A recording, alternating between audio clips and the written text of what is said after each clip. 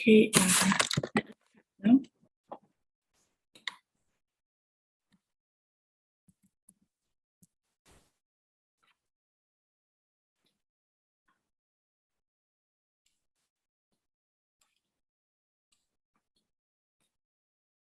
Warm welcome to Abode Masters, Brother Joe, Hualien Dharma team, and brothers and sisters around the globe to Saturday Hualien Dharma Talk. A very good morning. Let us start the session for today. This morning, I would like to share a short extract from Master Cheng Yen's speech on the Volunteer Morning Assembly dated 15 August. Master says, when minds are out of balance, it is very naturally lead to the same for the earth. In order for climate to be balanced, we need to balance the minds of humans first. Hence, it has to start with observing precepts of vegetarianism. This would be the way to express the utmost sincerity from our minds. Sincerity is the highest level of love, and our love would be to protect sentient beings. Regardless of religion, it ought to protect lives and grateful to love. These few characters, gratitude, respect, and love. To be grateful at all times and to have love for everyone, having mutual respect for one another. With this, all will be in perfect harmony as we spread the love further. Grateful to Master's teaching.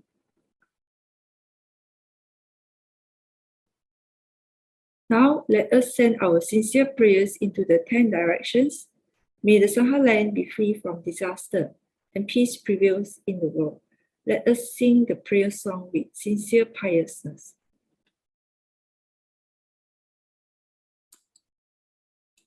In my heart,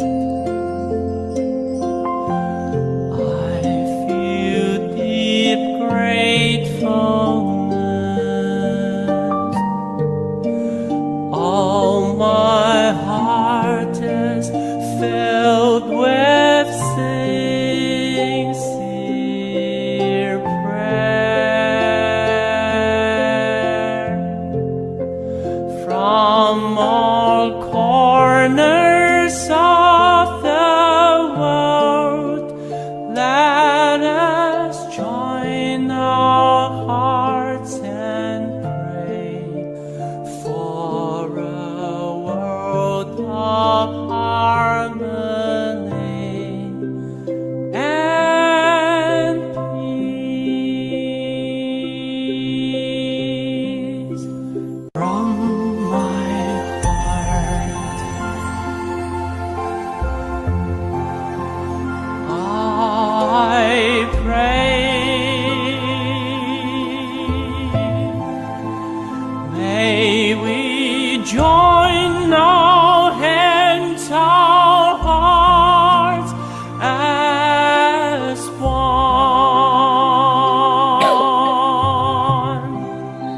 Spread the seeds of great love, nurture wisdom evermore. Let us fill the world with hope. In my heart, I feel deep gratefulness. May all the Buddhas know my prayer. All united with one heart, let us end our hate with love. May there be no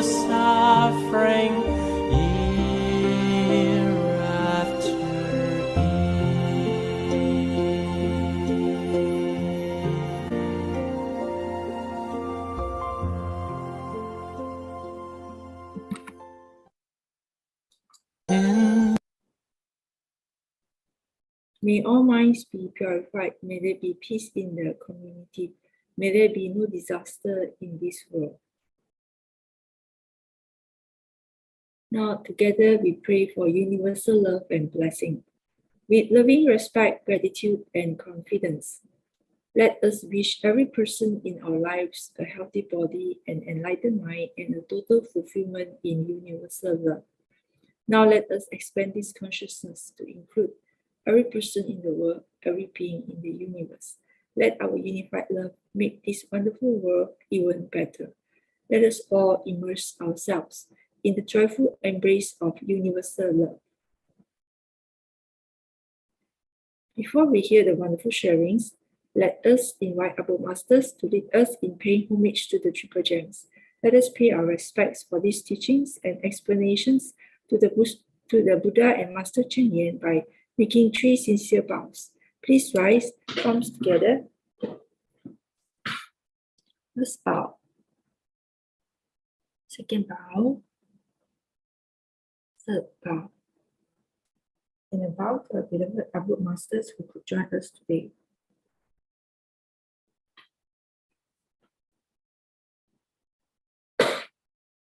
Yeah, today we have Sister Peggy from Tzu Chi Philippine chapter who will be sharing the path, paving the path of great love.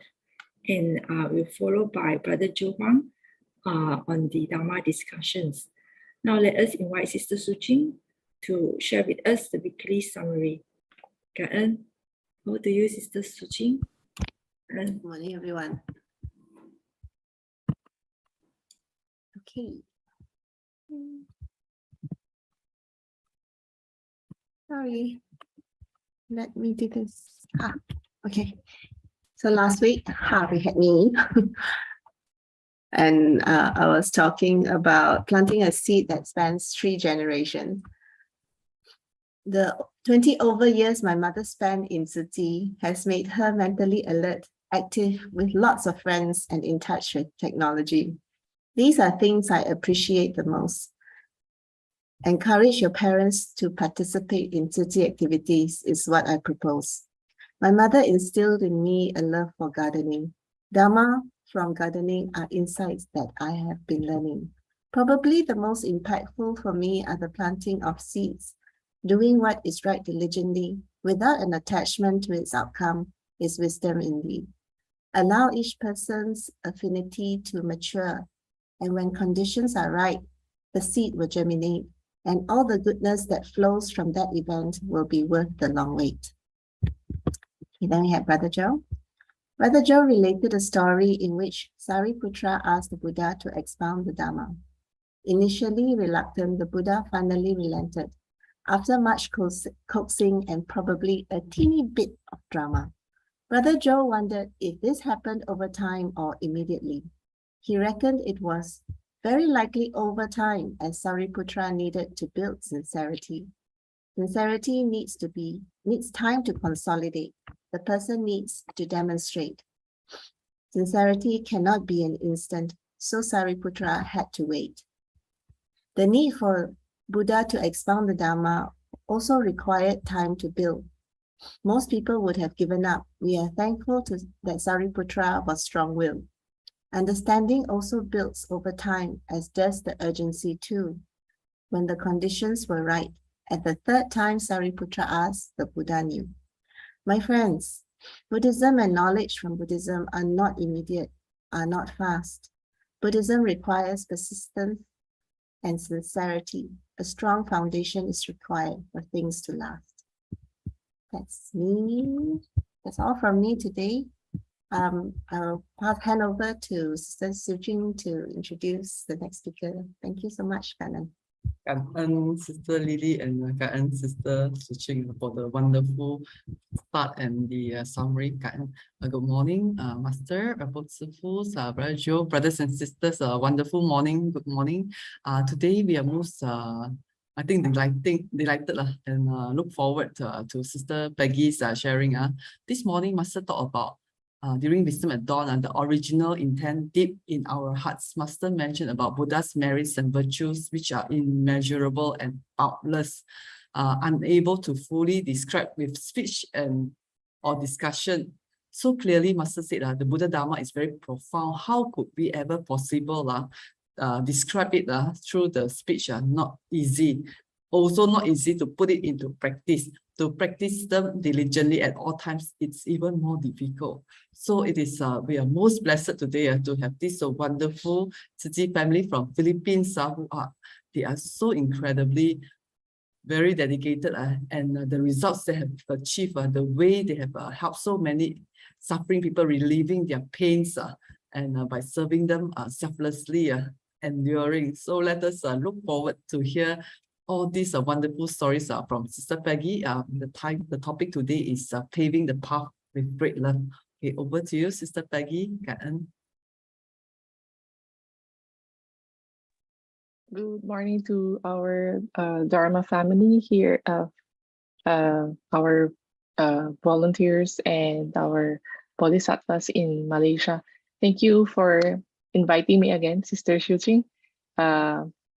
Apologize also to Sister Su Ching, as I sometimes have to push back on an agreed schedule to share. I think if I actually really think about it, I'm actually grateful for the opportunity to share again, because sharing with everyone allows me to sit down and actually reflect, as I really find myself really very, very busy with all the mission work here in the Philippines.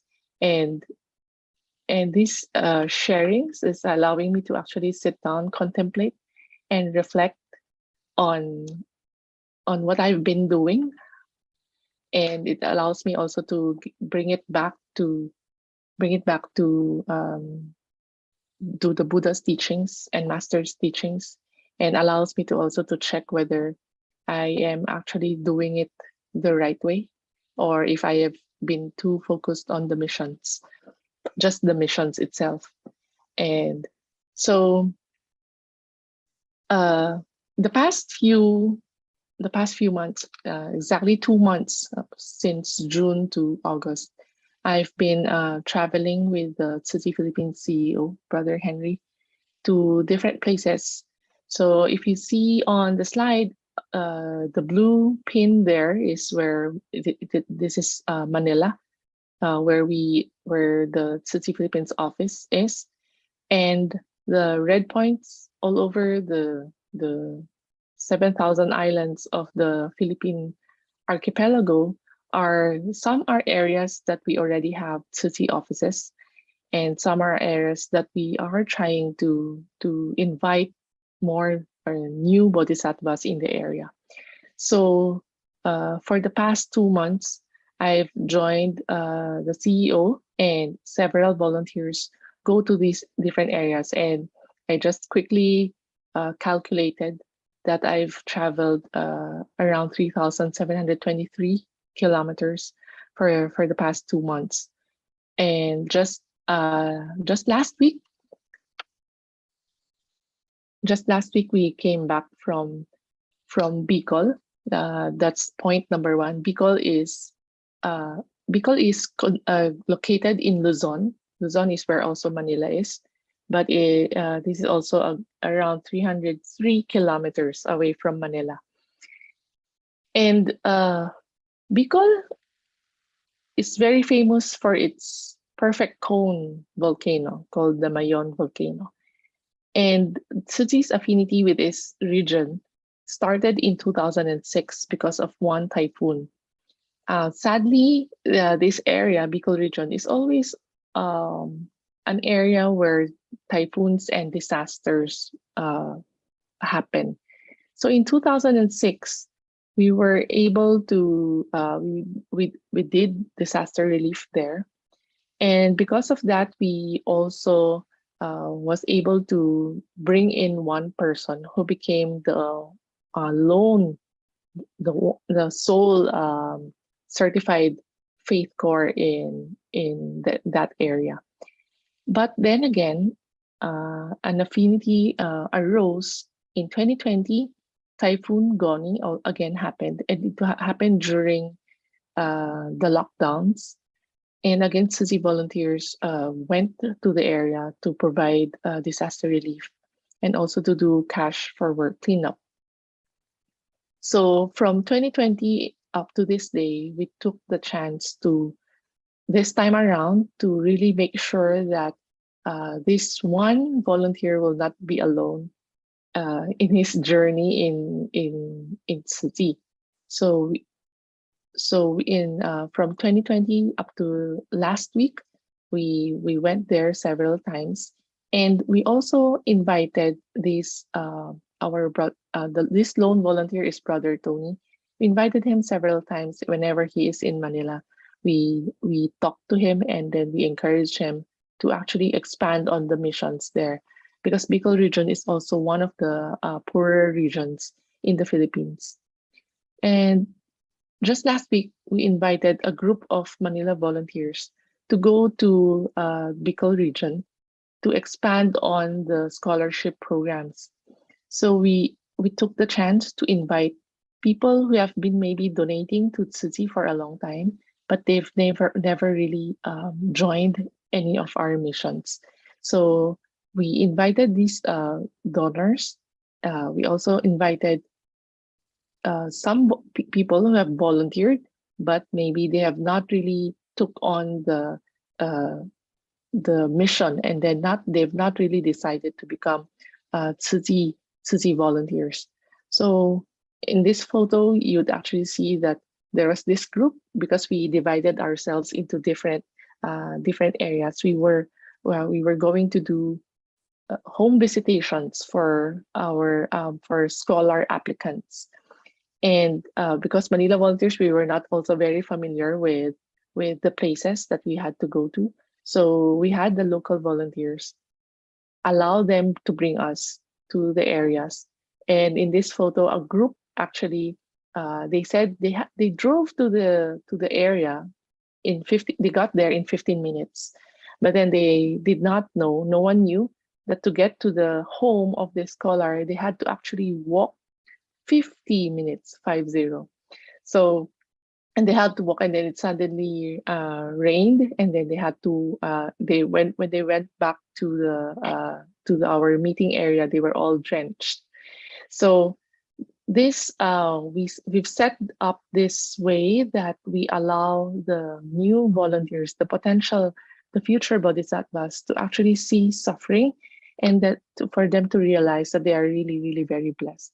So we went to several scholars area, more senior commissioners and Manila volunteers, bringing the new local volunteers, and then guiding them through the process of home visitation, and also letting them experience the work of a Tzu Chi volunteer and the work of a living bodhisattva.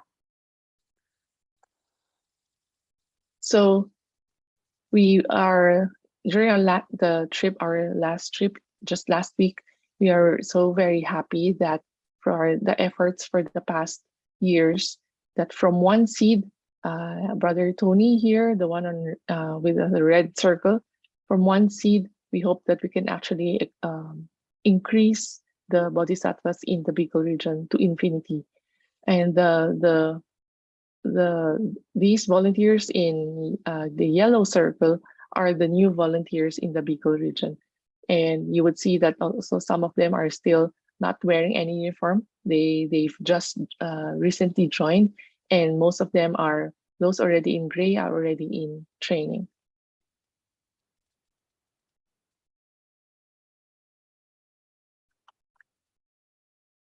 And these new volunteers, they actually worked together to be able to complete these temporary homes in Tabaco City. Tabaco City is also in Bicol region, and you would see that it's just behind the whole area is the perfect Cone Mayon volcano. So these homes were turned over also last week to 100 families. And these families are people who live in coastal areas and their homes were destroyed during the Typhoon Goni in 2020. So we were very happy that even with very few Manila volunteers, the local volunteers in Bicol region, they were able to plan plan for from start to end for the turnover of the temporary houses.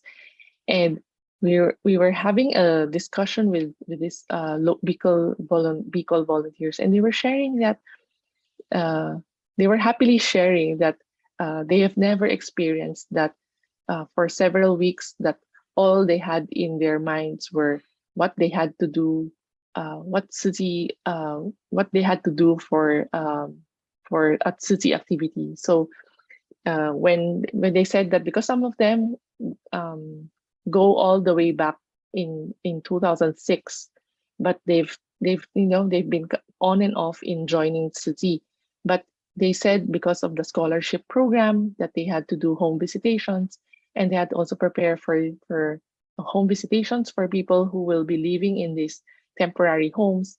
They said that they've been thinking day in and day out, they've been thinking about city on what have they had to do next. So we were very happy, and we were also encouraging them to continue paving this path in Bicol, for paving this path for more volunteers to join. So this is one area that we tried to reignite. We were talking, the Manila volunteers were talking that we had to reignite this Bicol region, and we are very happy to see that one seed has grown and moving to getting more and more bodhisattvas in the area. Another region area that we went to is the number 2, Iloilo. So in Iloilo, this is a different kind of area, because this is a very new area. There are no Tzu volunteers there yet, but there was only one person, a good friend of our CEO, who said that he really wants to have a Tzu office in the city. So hearing that there is one future bodhisattva who wants to do things in that city, we quickly went to Iloilo also to talk to the people there. And we were very happy that we actually also in one of the tea gatherings, one of the gatherings that we conducted there, that we actually met several people who have been helping Tzu Chi. Maybe they were only donating to the efforts of Tzu Chi, but they've never joined any activity. So this time around, we gathered the people first and shared with them the Tzu Chi efforts, especially during the time of the pandemic, of when a lot of organizations and a lot of people were locked in their homes. The Tzu Chi Philippines Tzu Chi Philippine volunteers have been going out, and it has been one of the busiest years actually in the Tzu Chi Philippine history. So I remember Master also reminded us that several different people have different capabilities, and sometimes different people, they resonate with the Dharma differently after listening to it.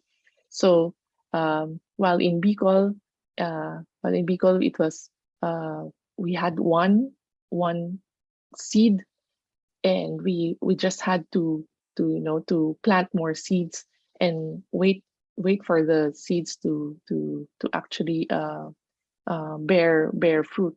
In Iloilo, it was entirely different matter. So there were the potential bodhisattvas in Iloilo. They actually think that maybe if we just give the money to Tzu Chi, and then let the Tzu Chi Manila volunteers do all the work, that's also okay for them. So it was again another another different way of thinking. But and we know as Tzu Chi volunteers, depending on these capabilities, we have to like the Buddha, Buddha had different means of sharing the Dharma. So we also had to change and then tweak our way of talking to this new group of people. So the first time around, we just met with them and shared with them.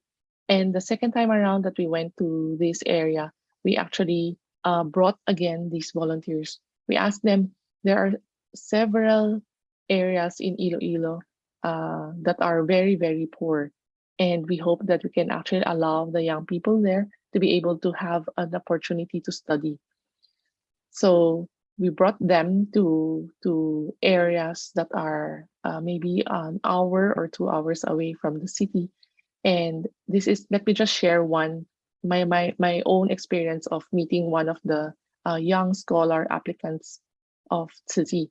So Janzen, we went to the home of Janzen. All along, I thought it was near. We actually had to travel maybe around an hour and a half. But when we get to his to the area where he lived, we could our van could not already go in because the roads were very, very rough, and we've been hearing sounds under the vehicle, so we know that the vehicle's bumper was probably already reaching the rough rocky road. So we actually had to stop and check, and then we actually saw that the that the vehicle, the van's bumper was also already broken. So we asked all the volunteers that we just had to just walk going to the home of this scholar applicant. So the roads were muddy, and it was around maybe a kilometer from the main road. We had to go in, and there was nothing but all sugarcane fields and trees before and then we also had to walk and help each other to get to the place. So when we got to the scholar applicant's home, this is what we saw. And actually this was not unique, because the families that we visited during that particular trip, most of the poor families in Iloilo area, their homes are like this. So it's concrete bricks as a foundation below, and then the windows are mostly made out of bamboo. So we saw that this is the home surrounding of this scholar applicant Janzin. And when we were talking to the mother of Janzin, she was actually talking about how difficult life was. But while she was talking about how difficult life was, she wasn't really she was okay. But when she started talking about how her children work so hard to be able to study, that's when she actually broke down. She shared that one of her children, the older brother of Janzin, had to stop schooling 2 years. When Janzin's brother graduated from senior high school, he stopped for 2 years, had to work, save money before he applied and went to university. So Janzin, he is an incoming second year college student, and then I also asked him, so if because the mother said that she works as a helper, an on-call helper on-call maid. So she only earns around 2,000 to 4,000 pesos a month. So given that amount, she definitely will even putting food on the table is already a problem. So when we asked Janjin how he's able to go to school, because he has to travel every day to go to school and also pay for his food, he said that his transportation expense is already 120 pesos, and given the mother only earns 2,000 to 4,000 a month. So Jansin said that he actually works as he works in the fields, in the sugarcane fields, and he earns for a whole day of work he earns around 150 to 200 pesos, and from there he uses that money to go to school and also for to have food when he goes to school. So I asked, so if you do not have money, then what do you do? And he said, oh, if I don't have, Janzin has been very, he did not really show sadness. He had been very, he was smiling all the time. He shared, oh, if I do not have money, then I don't go to school. So he would go to school and be absent, go to school and be absent. So what he did was, as long as he worked and he has money, and during the summer break he would work more and save on the money. So during school days, if he works for one day, he goes to school one day, and then he has to go work again for another day to be able to earn for his transportation and his food and his allowance.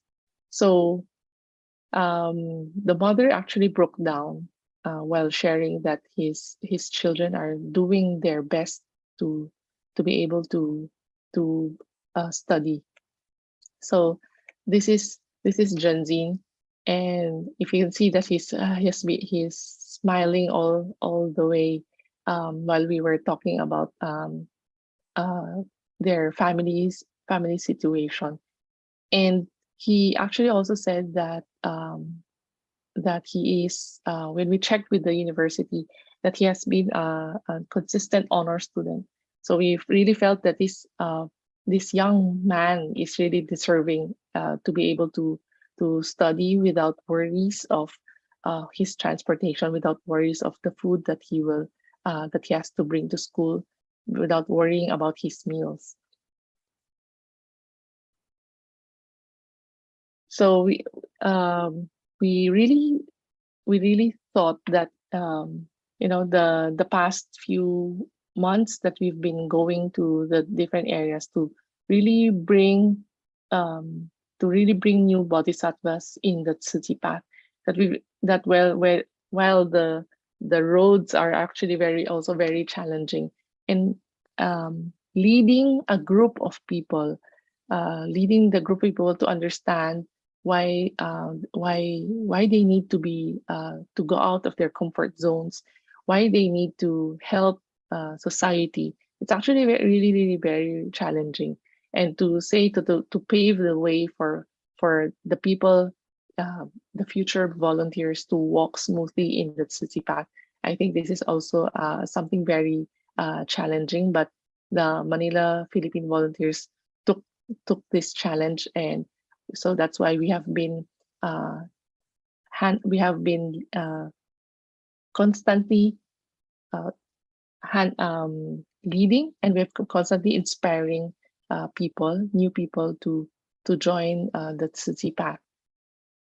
And Iloilo is still a work in progress. We hope that we can actually be able to set up a new office there. And so it is a different challenge in Iloilo. As I've shared a while ago, they said, just give us, just get 100 scholars and we'll take care of the finances. No? So it's a different challenge there. We have to, the Manila volunteers will have to constantly accompany them, for them to understand that it's not just the finances, that they have to actually be there and understand the situation of the family for us to be able to lead the families, and that they need to be not just giving money, but also giving their time and their effort. So this is again Iloilo, a work in progress. And the third one is we go down very, very south of the Philippines. This is in Zamboanga. It is not this time. This is in the Mindanao region, and in Mindanao, again, there's another challenge in Mindanao. Mindanao is one of the, I think, yeah, Mindanao is the poorest region in the Philippines, and it's predominantly a Muslim region. So while in Zamboanga, we've done several missions, like medical missions over the years, but it also has been a challenge to get more volunteers and more bodhisattvas to join the ranks. So in Zamboanga, when we went there in July, we actually also had to do it differently. While in the other areas, we brought new volunteers to go out and do home visitations and then come back and do sharing. In Zamboanga, it's something that we could not do. Many of the people in Zamboanga, and even our donating members for several years in Zamboanga, they only stay around the city center. They only go to their place of business, go back home, and maybe go to some establishments, and that's their area of movement. They said that they actually frequent Manila more than they go outside of that small area, and it's because of fear of safety and security. So we had to change the approach of how we will accompany this whole group of volunteers. So we invited them first for a gathering and then shared Tzu Chi's footprints. And we really hope that we could continue planting the seeds there. But we also gave this group of people a new challenge, and we asked them, why don't, because Zamboanga and the nearby cities are really very, very poor, why don't we increase the number of scholars that we have in the area? And so we are very happy that after a few weeks that the volunteers took on the challenge, and they took on more scholar applicants. But that would also mean that they have to do home visitation. And one of the areas that volunteers have never been to is Labuan. Labuan is just 36 kilometers from the city center of Zamboanga. But most volunteers do not step foot in the area because of previous kidnappings by the Al-Qaeda, Abu Sayyaf militant groups in the area. But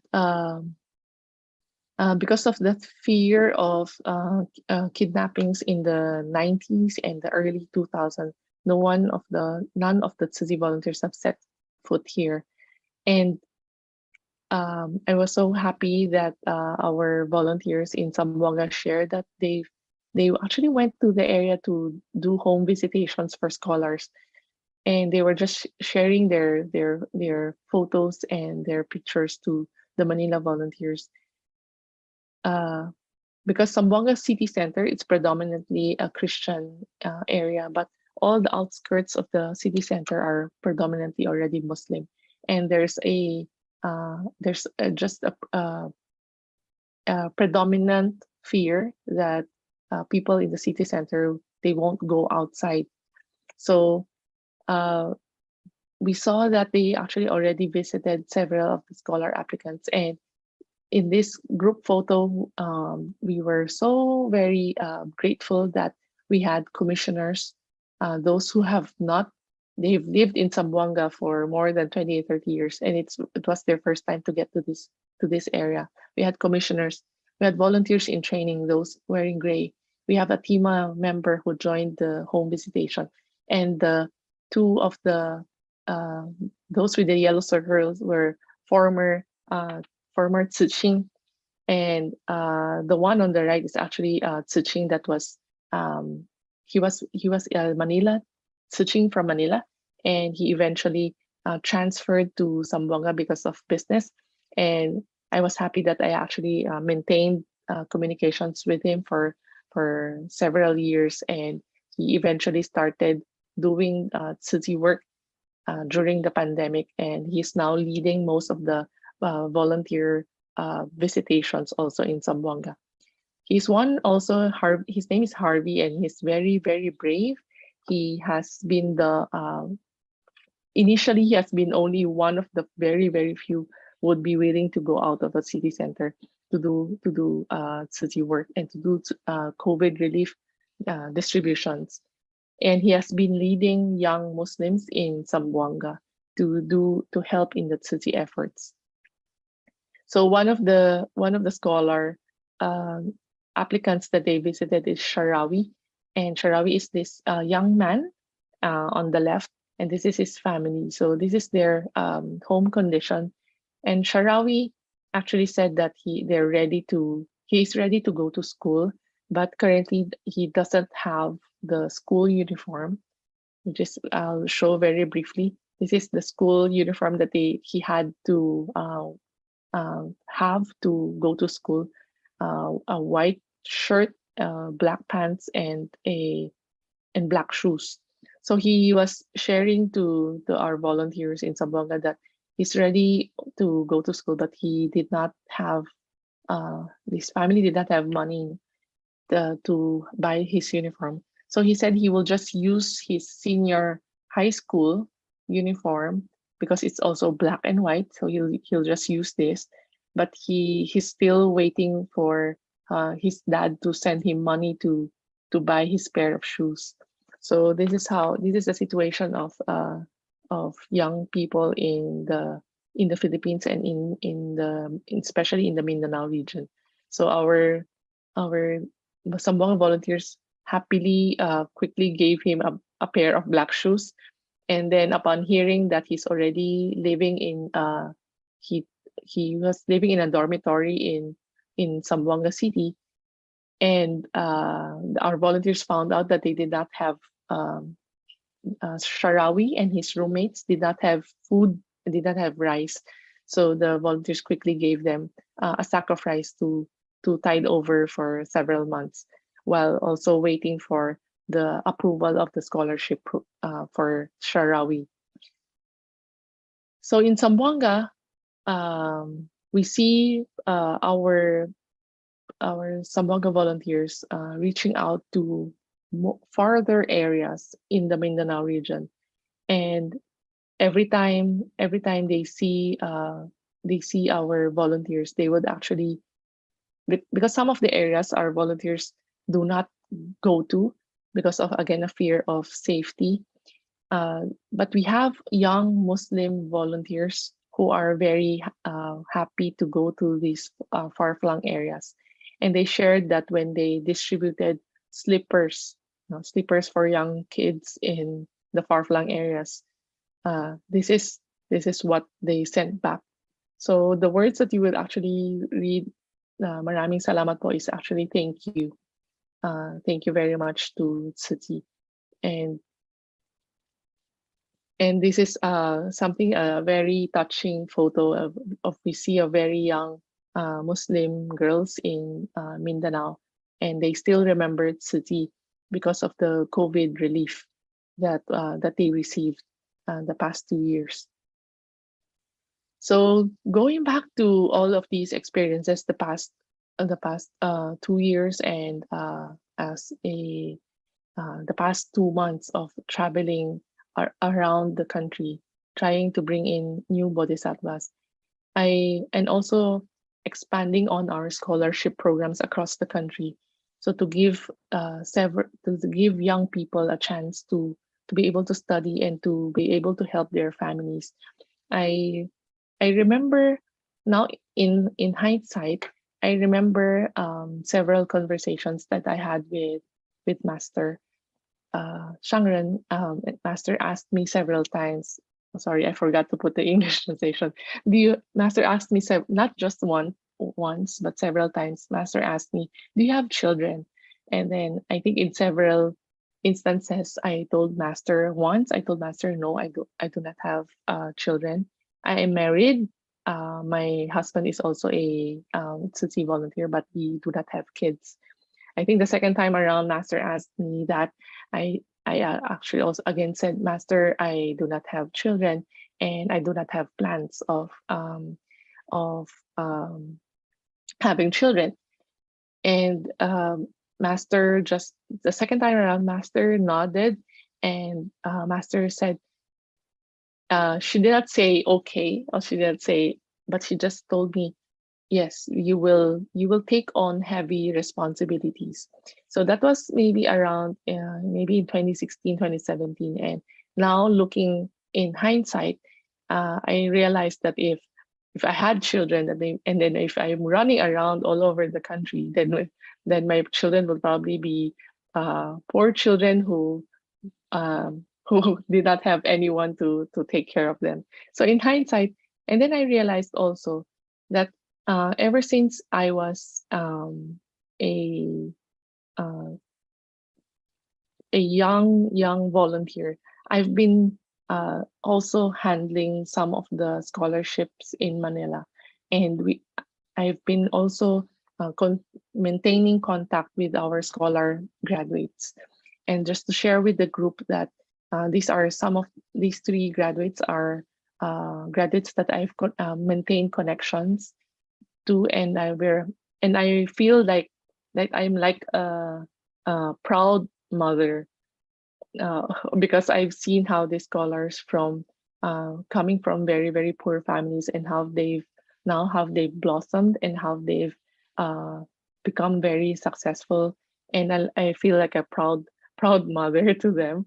Well, our age is not that not that big a gap, but I'm very proud of them. And so these three scholars, one of them, the last one, is actually with the United Nations Population Fund, and the other two, one worked in Singapore for several years before she came back during the pandemic, and another one is in Germany. And what's common with all of them is that they are all volunteering, and that they have been donating also to Tzu Chi. So, and another success story that I think I'm very happy to share is one of our staff. She's now our senior admin senior officer in the Tzu Chi Philippines. Cherry is also with the UN Movers program, and she's taking her master's in psychology. She used to be our scholar also, and in 2017, I invited her to join the Tzu Chi office, and she's also now a commissioner. Yes, I have I have children all over the Philippines. Thank you, Sister Su Ching. So these scholars, they've graduated, but they have not left the Tzu Chi family. In fact, we had recently in July, we had a camp retreat for our scholars, our third year, fourth year college scholars. And the photo that you see here, these are graduate scholars, and they came back to volunteer and to lead these new scholars, and then to tell them that to tell these new scholars to continue facing the life's challenges, and that they share their life stories, and how they've overcome life challenges to be where they are now. And these scholars, alumni scholars, they are actually also some of them are training volunteers. Some of them are donors, long-time donors, and they've been giving back to Tzu Chi to support more scholars in the future. So quickly, let me also just share.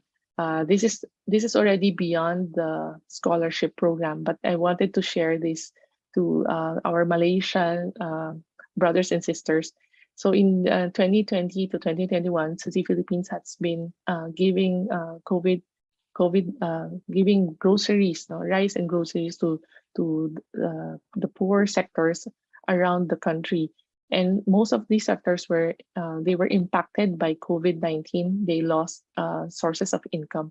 So these sectors, what I wanted to share is one of the sectors that we provided to were blind massage therapists, and we know that during the pandemic, the places where the massage therapy places, centers that they worked in were closed for a long time.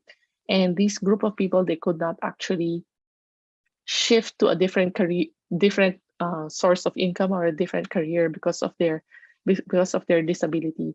So in the photos that you would see here, the people lined up in this big area. They're all massage therapists, and they're all blind. So they had to line up and hold on to the shoulder of the person in front. So we helped them in 2021, and we're very happy that just last week they just came back, and they said that their lives have improved because the massage centers have opened, and they're now able to actually earn. So they came back and they said that they wanted to give back. So these two representatives of the blind massage therapist groups, they actually brought in with them donations, so cash donations, and also their coin cans. And because their coin can was already full, so they used this Pringles canister to put in more coins. And then they also brought in cash from their different blind massage members. And I also wanted to share with the group that we helped jeepney drivers. Jeepney is one of the public utility vehicles in the Philippines. So these public utility vehicle drivers, they do not earn very much, but during our relief to them, we always spend time, even if we had masks and face shields, and it was actually also very hot and warm in the distribution areas. We will get our most senior volunteers to actually talk to them, to do aisa, to spread the seeds of love. And we are very happy that these jeepney drivers actually took their coin cans. If their coin cans were already full, they used these PET bottles. And every time we met with them, we gave groceries for 3 consecutive months. And every time we met with them, they would bring their coin cans back. And last year, we actually computed how much these jeepney drivers contributed for the Tzu Chi efforts. They actually gave back 2.5 million pesos. So it was from the coins. From coins, we did not really expect at the start that we would get to this amount, but we always share this. And some of the jeepney drivers also, they said that they will continue giving back to Tzu Chi. They will continue donating. But this year it has been again a problem because of the rising fuel costs. This just another challenge for these jeepney drivers. So I think I've shared. I think I took on the time of Brother Joe. Apologize for this. So for the past, again, I will go back to my main topic, paving the path of great love. So this is what we've been doing in Tzu Chi Philippines. We paved the path for the different areas for new bodhisattvas to come in, from one seed to grow to more and more volunteers and more bodhisattvas in the area. And we've been paving the path for young people to be able to get their education so that they will be able to give back. And hopefully, as we continue, that there will be more and more scholar graduates who will become Tzu Chi volunteers and Tzu Chi commissioners in the future. With that, again, Kanan for giving me this opportunity to share.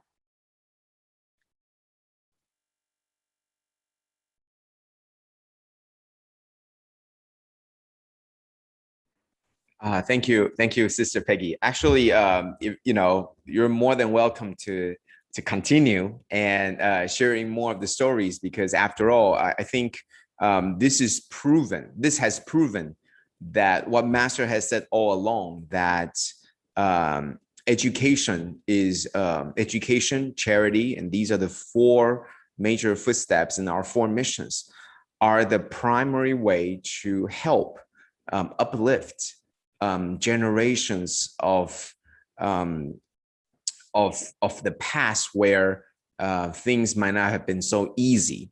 And these are the ways, and you are proving this to be, you're also bearing witness to how this is the way to uplift and to reverse the past fates. And I think that there were many examples that you mentioned, whether you're talking about the schools and the schoolings where each individual cases where they couldn't go and how our brothers and sisters were helping them, or the taxi drivers, the stories with taxi drivers. I think that those are all witnesses of how education and how charity and other ways and means, and this is what Master had taught us, and that's paving the way so that they are able to walk on it.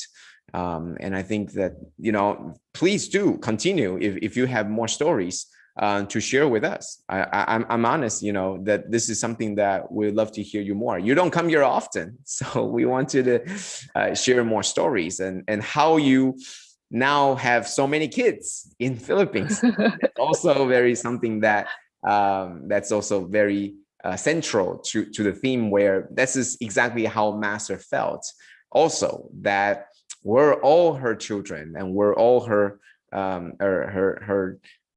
children in this world, whether it's born from the womb, or it's as the Dharma, as the sutra said, that we are born and we're birthed from the mouth of the Buddha, or the words of the Master, that we are born, we are reborn.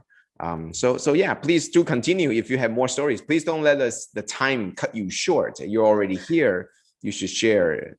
If you do have more stories, please. And let me maybe just maybe to end my sharing. Sometimes we deal with one individual and we try to accompany and peipan. We accompany one individual in the Tzu Chi path. It's actually we felt I from experience for the longest time. Sometimes it's already very challenging to bring to make sure that you bring this person and then bring the person to his or her fullest potential, and eventually the seed that we've planted will actually bloom. So I for the three areas that we that I shared, Bicol region, the volunteers there, we actually also took very we mindfully and diligently accompany this group, and so we are very happy to see that they're growing. And in Zamboanga, the southern region in Mindanao, and we see Tzu Ching's now taking on the responsibility, and now they're training. And one of the ones I shared a while ago, he's due for certification, I think, this year. So to see that the links were continued for a long time, and then sometimes I also feel that there's like they're really like Dharma protectors. Sometimes you always think we need someone there to start things there, to kickstart things there, and then lo and behold, sometimes someone would say, someone will reach out, and then like Harvey would reach out and say, I've moved now from Manila. I've now moved to Zamboanga, and we see the seeds, seeds of great love spreading. So I think as long as we continue without any selfish intention, with our whole sincerity, heart full of sincerity, we will see the Dharma protectors helping us. Thank you, Peggy. And you are one of the Dharma protectors as well, helping Master paving the way in the Philippines, helping to guide all these young people, whether they become Tzu Ching or not, or whether they become certified or not. I think it's very important to guide them onto this path, so that they have an opportunity. Eventually, the affinity will be there to be able to get there, to be able to get onto this path. Because without you paving the segue, then there will be no opportunity. It will almost be like in parallel, or even going further and further away. And we're always just being there to be the bridge to be able to bring them back or guide them back. So thanks again to Sister Peggy. And we hope to hear more from your stories, as well as if there are more particular cases or particular people that are very inspiring, and I'm sure there'll be more Dharma protectors. There'll be more the guardians of the Dharma who will be able to help safeguard the truth, the teachings of the Dharma. Okay, thank you, Sister Peggy. And I think as always, we enjoy and we love to hear these stories of inspiration, and how we tie them with our teachings, with the teachings of the Lotus Sutra. I think is important. Why? Because I think as what we've been talking about in the past few weeks, we've been always talking about in chapter 2 about the skillful means. And what Sister Peggy has shared with us today are actually the two things. One is the skillful means, and the other one was the purpose. And you have to have these two. You have to have a purpose, and then you have to have the skillful means to bring the people on board with this purpose or with this mission. It's not enough to just have a very lofty goal and then getting all the people to buy in, to believe you. You're going to get some people to believe you, yes, but you're going to have some more skillful means, so that these people have an opportunity to grow and learn and be able to eventually to accomplish their full potential, as Sister Peggy mentioned it. That you need to give them an opportunity. They need to grow. You need to let them have this opportunity to have the seed grow and bloom. Otherwise, it would just, come at a too fast a pace where they weren't able to sustain, and eventually it will burn out. So I believe that that's what Master had been sharing with us all along, saying that the Sutra of Infinite Meanings is the core goal. And the Lotus Sutra itself is the path that we walk on. And usually, that's something that we hear, and that's something that we say, but it is something that we truly comprehend. It is something that we truly understand. As you probably know, that here at the abode, the morning recitation, the morning sutra chanting, there is a cycle of 5 days. And out of the 5 days, 3 days are the Sutra of Infinite Meanings, chapter 1, 2, and 3. And so we have a lot of opportunity to be able to be exposed to it while we're chanting.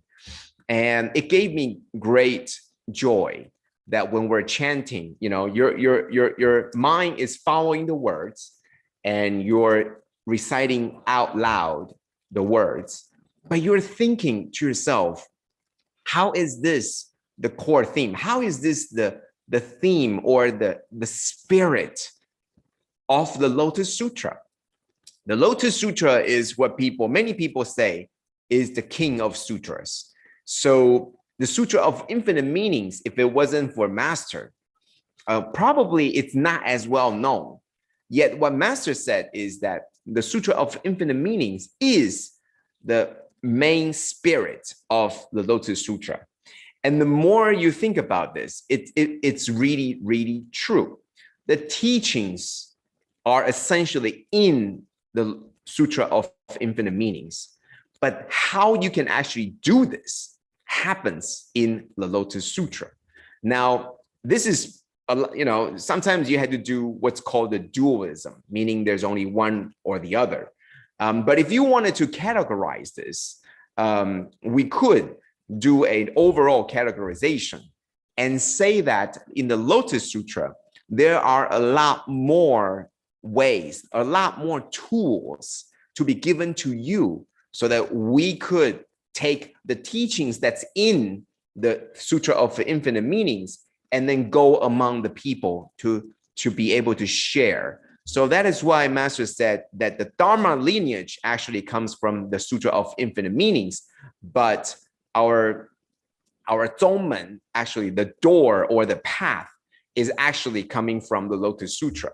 And one of the things that is becoming more clear is that, just like what Sister Peggy mentioned, that a lot of the programs, including our 4 missions, they're all reaching out branches that are allowing more people to, number one, be helped, and number two, have an opportunity to understand and explore what they can do in their potential, not just in the way of making a living, but also becoming a living bodhisattva.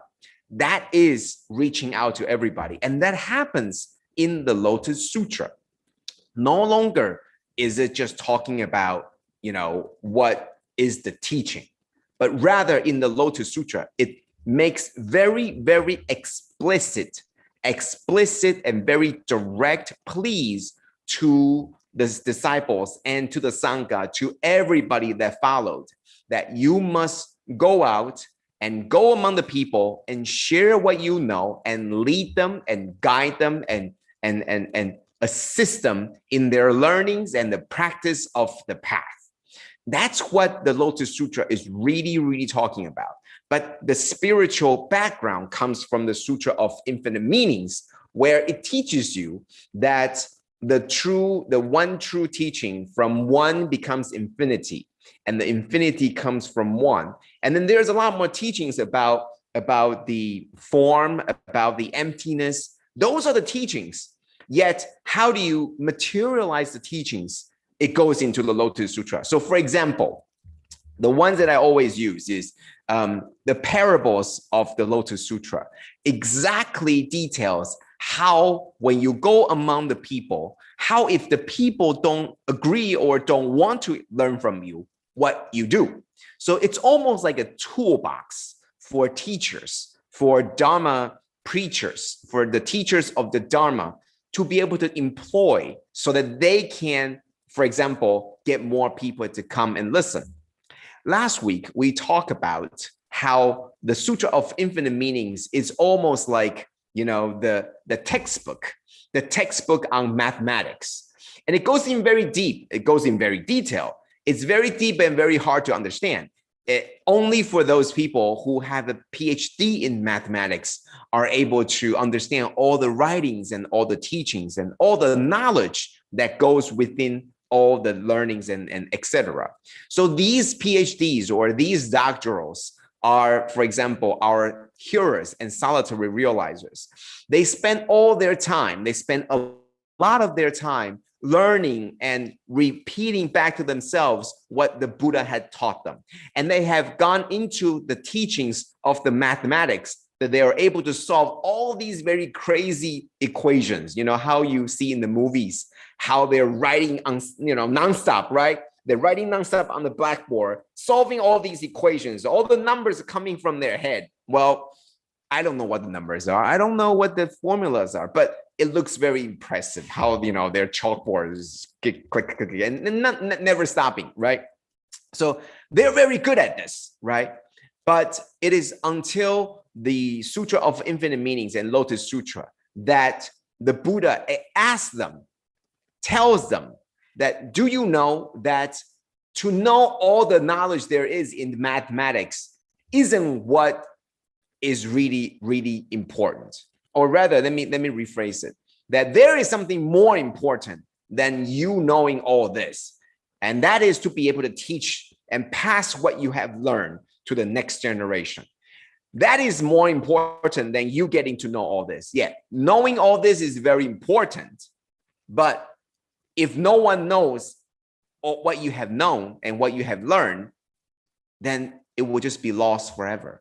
So this is even more important than what you're doing now. What you're doing now is important, but it's something more important than what you're doing now is so that more people can pick up what you have learned and found the joy and bliss of all the things that you have learned and practiced.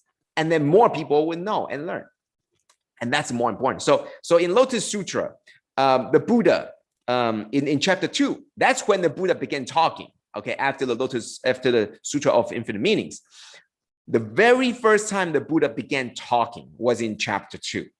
And the very first thing that the Buddha said was that the wisdom of the Buddha is deep and profound, such that you, the hearers and the solitary realizers, can never understand. And if you try to fathom what this means, why would the Buddha be so direct?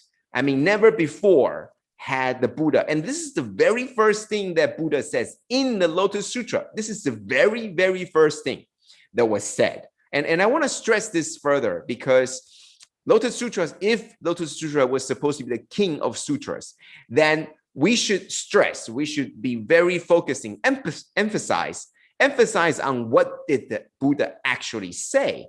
And especially this was after the prolonged period where the Buddha didn't say anything. And it was actually Manjushri talking, and explaining all the things, all the phenomenons, right? The light ray coming out of between Buddha's eyebrow and the shaking of the earth. All these things happen that never happened before. So it has to be something very important that after all these things have happened, it must be something important that the Buddha was going to say. Yet the very first thing that the Buddha said was, you guys are never going to understand this. And we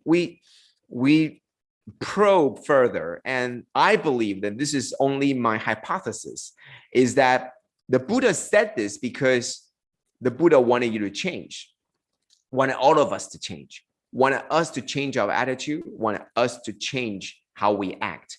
And this is very similar to what Sister Peggy was saying, that you could share all the stories you want, but if you don't actually experience it yourself, or if you don't actually do this on your own and try it, you probably wouldn't understand the joy that is within, because the joy only comes when there were so much difficulties ahead of them. Without all the difficulties and challenges and even failures, how would you be able to experience the joy of success? You wouldn't. You would just take it as, oh, what a wonderful story. Oh, this is so inspiring. But you would not understand what it means. And so the Buddha, I believe, after the Sutra of Infinite Meanings, the Buddha was very clear to tell all the solitary realizers and the hearers, the Senwen and Yuanjue, telling them that you could be studying all the sutras, you could be getting rid of your afflictions all you want, but that is still not the ultimate path, where if you want to attain Buddhahood, you need to go among the people. And that is hard. You can talk about the people reaction. You can talk about all this, all you want. Talk about between people. Talk about the 6 parameters. You can talk about all this and how to get rid of your affliction all you want. But if you don't go among the people, all of that practice is only on yourself. And not only is it on yourself, the true test never came. The joy of overcoming true affliction will never be here, because you never were confronted with the afflictions that will truly arise when you go among the people.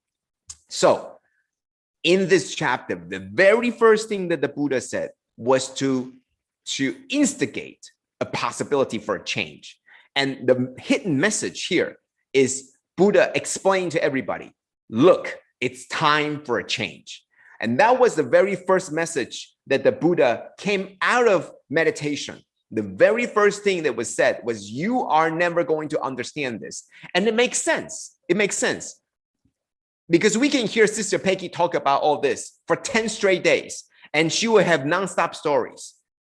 But your understanding of that will stop at her words, unless you're having similar experiences and you're able to resonate. And I believe the Buddha understood that there was no resonation, there was no resonating with the disciples because they haven't done so. And the Buddha explained how the Buddha was able to do it himself. The Buddha said that he had followed countless millions and millions and lifetime after lifetime of other Buddhas and learning from what they do. And guess what did they do? They go among the people. That's how you learn. That's how you sharpen your skills. Otherwise, the 37 principles of enlightenment would just be the principles of enlightenment. They would not have been actually sharpened. The skills would not have been sharpened enough to be able to really overcome the afflictions. And you would just remain as a mathematician rather than a mathematics professor, because you would just know mathematics in and out, but you would not be able to tell and teach people, and you would not be able to pass on this knowledge and wisdom to the future generation. And that's what the Buddha wanted, right? Not just for you to go deeper and deeper and deeper into the teachings and the concept, but rather, do you really know the concept? Prove it by being able to teach other people. Prove it by being able to teach other people how to teach. So you become the teacher of teachers. You become the teacher of disciples, and you become the teacher of teachers. That is who Buddha is. And that is what the Buddha wanted us to become. Not just someone who knew, but someone who can teach. And someone who can teach and allow others to teach so that more people could understand. So this is the roadmap that the Buddha had given us. First, change your attitude. No longer are we just doing this so that we know the teachings. No. You know the teaching is the first step. Next, practice it yourself, and then go among the people to sharpen your skills so that they could see you as a role model, and then you getting them interested to learn the teachings themselves, and you teach it to them, and they will eventually become the role models, and they will eventually become the teachers. And that's what Sister Peggy talks about, right? The Tzu Chings, they started as maybe our care recipients, they started maybe as our scholarship recipients, and they become interested in helping others. They become capable of helping others, and they join our path, our cause, because they also believe in your values. And eventually you are the teachers of teachers. They become teachers because they began to share this idea and concept to more people, right? So this is the same idea, because knowing things yourself is always the simplest of all. Knowing the things yourself is the simplest. Next is to practice it, but that's still limited to yourself. Most of the hearers and the solitary realizer who are already able to get rid of the simple poisons, right? The 3 poisons. If you're an arhat, you are able to get rid of them already. But that was simpler. But hard things come when it deals with other people. So imagine a mathematician or a mathematics professor from university having to go into a kindergarten to teach them the very basics and the very fundamentals of algebra or arithmetic. How would you be able to teach them? It would be very, very difficult. Maybe after one day, they would quit. And that's exactly what the hearers and solitary realizers feel. They were so deep in the teachings already that all the principles of enlightenment, they were already there, right? They were understanding that you should get rid of the greed, the anger, and all of the poisons. They're able to get rid of. But now they are coming to the people and they go among the people. And now you're talking about all these people who have such deep affliction. And the very first thing that these disciples feel was that they don't want to be dirty. They don't want to be, infected again with all the afflictions that they work so hard to get rid of. And that's exactly the opposite of the teaching. That's why we needed a change of attitude. That's why in this chapter of skillful means, it talks about what you need to do. First, be very solid in the foundation, in the founding principles. And that is the 37 principle enlightenment. You need to understand the teachings yourself, and you need to practice yourself before you're able to get out and share it to the people. So the very first step, make sure your feet are planted firmly on the ground of the teachings. That's the very first step. Then you have the 10 strength and the 4 fearlessness. And we talked about the 10 strengths. It's essentially going out into the people, going out to the masses. No longer are we talking about our own cultivation. We're talking about the 10 strength. And the 10 strength doesn't talk about what you learn in the 37 principles. It talks about what you can do, what you need to do to teach. So for example, it talks about, do you know place and time? Do you know the right place and the right time to share your teaching? Do you know the skillful means so that people are willing to listen to you? For example, sharing stories. For example, telling them, using color books or using different ways, and having games so that the kids would try to learn mathematics, right? Know the skillful means. Know the capacities. They are 3-year-olds, so stop teaching them calculus, right? Know their capacities. See, all of this deals nothing about the core teachings, but it tells you what you need to do to go among the people. And like I said, right, Lotus Sutra also tells you the true teachings, but it focuses more on what you need to do when you're among the people. Know the place and time, know the skillful means to bring them the teaching, and know the capacities. You need to know these children. Yes, you're in the class of many people who don't understand, or you're in the class, this class is mostly, learning disabled. Know the capacity of the people you're teaching to, right? And know their past karma. I'm not talking about know their past life, but know what had happened to them. Maybe the teacher before you tried to do something and it didn't work. Or maybe 2 years ago, they had another teacher and it worked out really well. Know the past karma just means that just allows you to know how to bring the teachings to the people, right? So this is what I'm trying to say, that this is a different playing field. Before, in the Sutra of Infinite Meanings, it talks about what we need to do, what we need to learn, the things that we need to do to learn. In this sutra, it mostly talks about the things you need to do to spread, to teach. So the 10 strengths talk about if you know these, you would have the strength to teach Dharma in the people.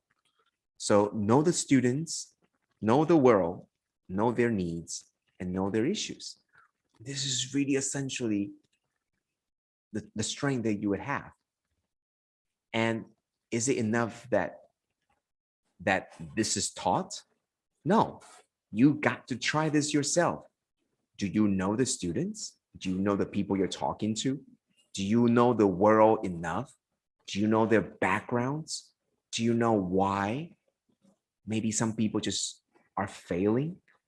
Do you know what they need? Do you know the problems they're facing? If you know all this, you would have the strength. You would be able to solve their problems. And only when you're able to solve their problems would they be willing to accept your teaching and accept what you have to share and offer them. So that's the 10 strength. The 4 fearlessness comes from also, you have the strength, therefore you're fearless. You know your stuff. You know the teaching, you can analyze their problem, and then you can break through their hindrances, all the hindrances, maybe including your own hindrances, and then resolve and understand, and then have a resolution to overcome their problem. And it's only through practice, right? How I could share this for 10 more days, but without you going through this, you would not be able to do this. You would still not be able to understand what it means. So once again, this is what's now in the Lotus Sutra. It focuses a lot more in the teachings of how you go into the people. It focuses less, not none, but less on what is the true teaching that the Buddha was trying to give us. Because imagine, this is already 40 plus 4 decades. This is already 4 decades. 4 decades after the Buddha began preaching. 4 decades after the Buddha began preaching. So for the 4 decades, the Buddha was explaining all the essential core principles. So now the Buddha is making up for the deficiencies of what he saw within the Sangha, within the people. You now have a lot of the followers and disciples who are very good and already gotten rid of the afflictions. But the problem is there's a huge discrepancy, right? You have people that have been following the teaching and they're really practicing and really understand. But you have a lot more people in the society who have no clue, and they're continuing to generate more karma, negative karma, and you have more people who are continuing to not know the path and to mess up what they're doing. So what you need to do is to get the people that are understanding and learning to affect more people, right? But that's not happening because you have a huge discrepancy, right? You started out as all equals, yet the people with better capacities are gaining and gaining and gaining, and they're gaining so much that there's such huge discrepancy. Now they don't even talk to each other anymore. And wasn't that what Buddha was trying to resolve? Because the Buddha saw that there was huge inequality. Now you have people learning so much and so deep in their understanding, and they're getting rid of afflictions. And you see a huge amount of people who have not even heard the teachings and have no way of understanding how they can get rid of afflictions. They're still trapped in reincarnation, cycles of reincarnation. So huge discrepancy. That's when the Buddha said, I need to change. I need to change what the Sangha is doing. So we all need to change. So the way to begin the change, you had to have a hard stop. And the hard stop comes from the Lotus Sutra, when right away coming out of meditation, Buddha said the very first thing without anybody asking, without anybody saying anything, the Buddha right away came out of meditation and said right away that you don't understand. Why is it? Because you're not doing what I told you to do. And this is what I did. I'm sharing with you, this is what I did. This is how I was able to attain Buddhahood. But in the rate that you're going, you're not going to get there. And let me tell you how to get there. And then all the tools, all the things show up. Okay. Then obviously there's going to be difficulties, because I believe, okay, this is my hypothesis, that the students, the disciples, they heard this and they are probably trying to change. They're trying to change. They try to, but it might not be easy, right? Imagine Master said, do this, right? And I always hear from the stories where back into 2013 or 2012, and there were, I think there was maybe even 2013, right, Hualien. And when we're working with the UN, and there was the cash for relief and cash for work, and there was a tug of war, right?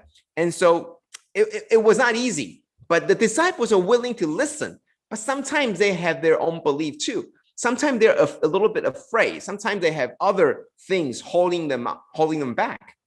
Same idea here, that when the Buddha said this, all the disciples, they all charge forward. Okay, we're going to do this. We're going to go into the people. We're going to go among people and share with them what we know. Guess what? They go among the people. They go to the nearest village. They begin talking about how they have gotten rid of afflictions. They talk about all the teachings. And guess what? Nobody cared. Nobody came to listen. Nobody wanted to learn, right? So not everybody was able to be successful. They go into the village, they go into the schools, they go into the market, and they stood on the chairs shouting to everybody, yo, listen, everybody, the Buddha is the enlightened one of the universe. You should come and listen. And before you come and listen to me. This is the teaching. Nobody cared. Nobody wanted to listen. So they failed. They failed not because they don't want to, because they're still not there yet.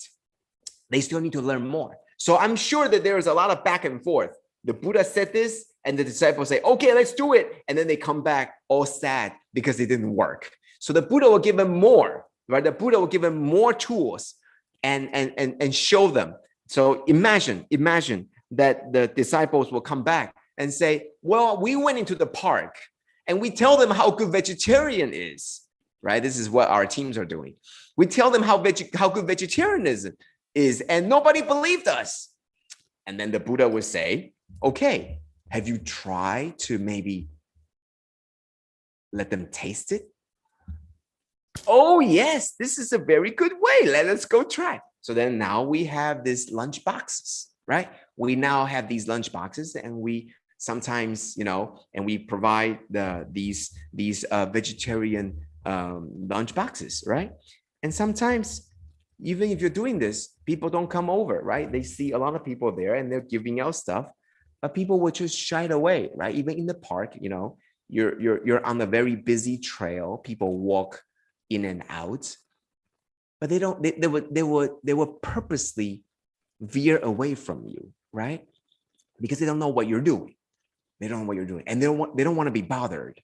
So they try to hide. They try to veer away. You see a lot of people there wearing this blue uniform. Let me try to veer away. And so once again, you make a progress, and then you solve their problem. So you come back, just like all the disciples come back to the Buddha, and the Buddha will give them more ways. And the Buddha would say, okay, well, maybe you try playing some music, and then you can have sign language. And then that's what we did. Okay, so what I'm trying to say is the Lotus Sutra is full of tools allowing us to go among the people. But the teachings of what we need to spread and share, most of it is in the Sutra of Infinite Meanings. Just like I'm sure the meaning of the charity mission isn't just to have everybody being fed and being clothed and being sheltered. I think that was just on the surface, but that was just a way of getting closer to the people that are in need, closer so that they are willing to get what they need and then open themselves up to teaching. And I think that was what the Lotus Sutra was trying to do, because having all the teaching isn't enough. You need to be able to be close to the people and then having them willing to learn. And isn't that what the parable of the burning house is talking about? That it's not enough that you get them out of the burning house, because if you force them out, then they will eventually run back. However, if you have something that they like, if you have something that they are willing to get, if you have something that they desire, then maybe they will come out. But once they come out, once they have gotten what they wanted to get, you get them to continue on to the great white ox cart. And that is the teaching.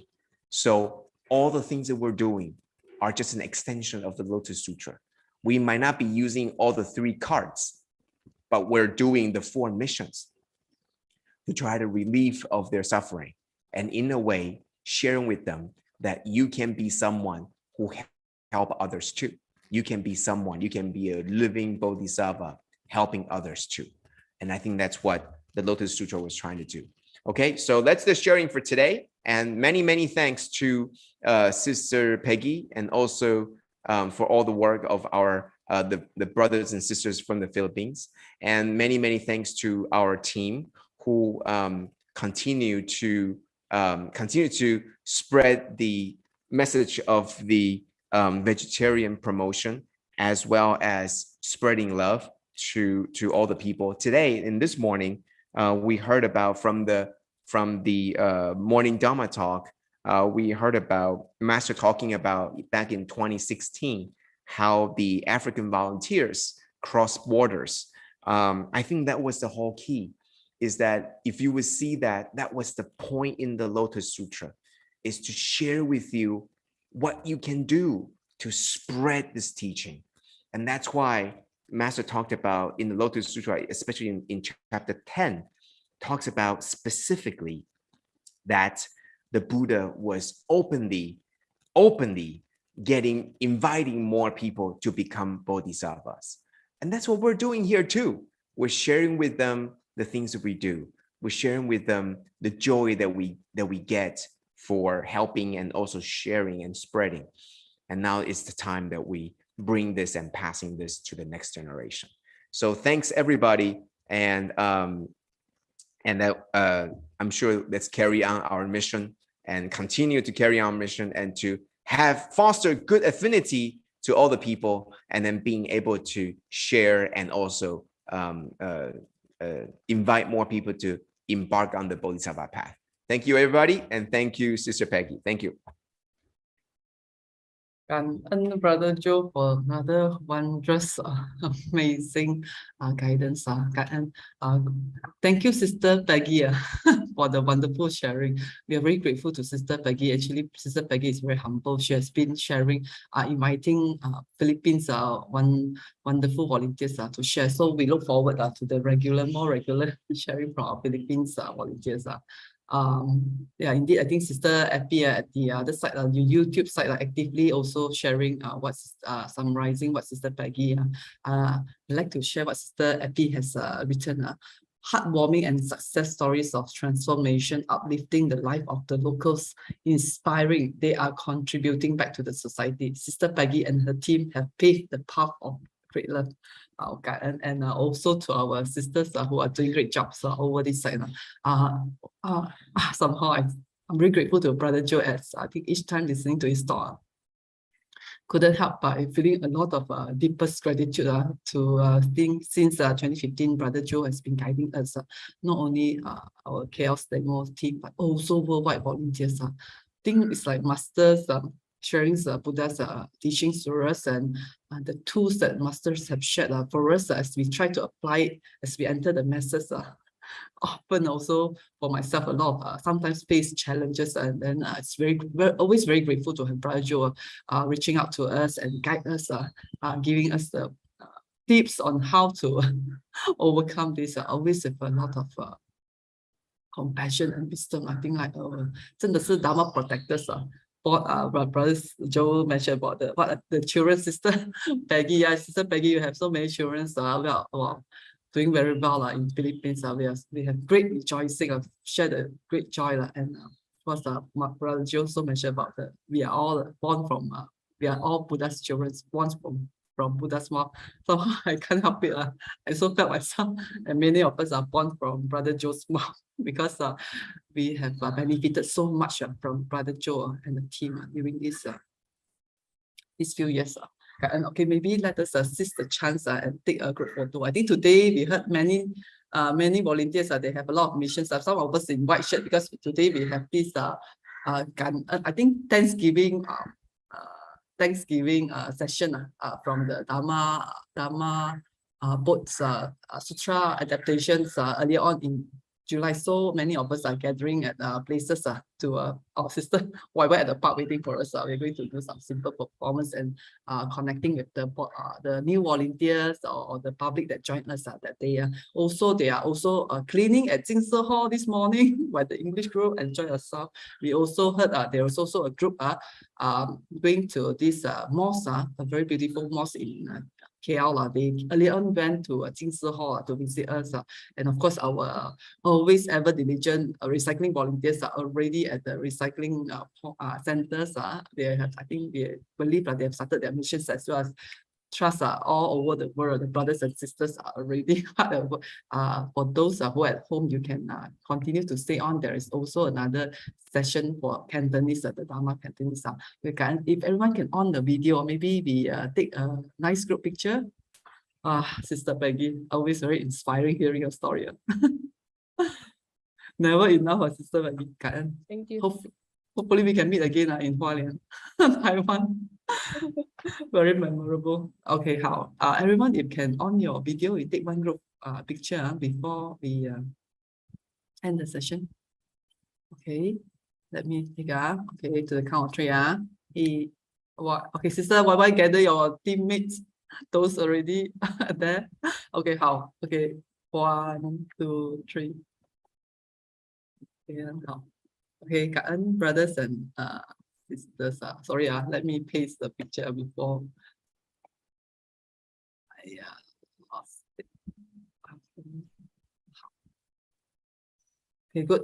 Yes. Okay, cảm ơn brothers and sisters for the wonderful support, and we look forward to the next session. Okay, thank you, Brother Joe, Sister Peggy, for all this heartfelt and wisdom sharing. Thank you, brothers and sisters, for your presence today. Hope that each of us could sustain the Dharma joy and take in another piece of master and Hualien love to our life. Let us invite Brother Joe to lead us in making 3 vows to the Buddha. Master Chen Yen, as we depart to apply all these wonderful teachings in our everyday life. Let us pay our respects to our teachers of life universal together. First bow. Second bow. Third bow. Cảm ơn. Okay, cảm ơn everyone. See everyone next week. Cảm ơn. Take care. Stay safe. Cảm ơn.